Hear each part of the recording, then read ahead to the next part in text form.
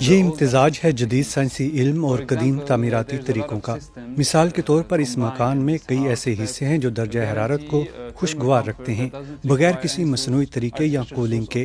گرمیوں میں یہ گھر اپنی دیواروں میں حدت جذب کر لیتا ہے جس کا اخراج یہ سردیوں میں دھیرے دھیرے کرتا ہے۔ یوں تمام برس اس مکان میں درجہ حرارت مستقل طور پر معتدل رہتا ہے۔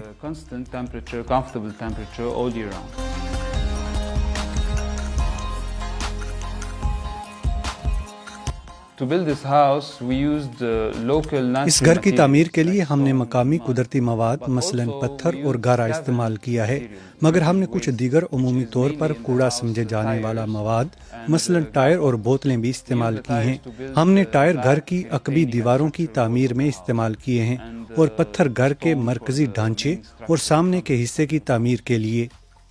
یہ پانی جو میں استعمال کر رہا ہوں یہ خاکی ہو جائے گا، یہ بوٹینیکل خلیے میں جائے گا، یوں ایک طرف پودوں کو پانی مل جائے گا اور ساتھ ہی یہ نباتاتی سیل میں فلٹر ہوگا، اور پھر آخر میں اسے ٹوائلٹ میں فلش کے لیے استعمال کیا جائے گا۔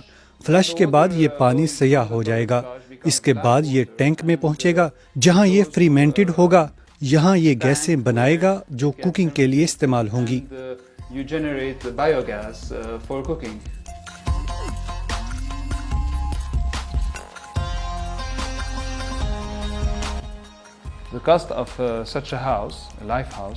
اس لائف ہاؤس گھر کی قیمت کسی روایتی گھر کی تعمیر کے برابر یا اس سے کم ہوتی ہے، تاہم طویل المدتی بنیادوں پر یہ انتہائی سستا ہے کیونکہ آپ رہائش کی لاگت سے نکل جاتے ہیں، یعنی نہ آپ پانی خریدتے ہیں اور نہ ہی بجلی، کیونکہ بجلی یہ گھر خود سورج سے بناتا ہے۔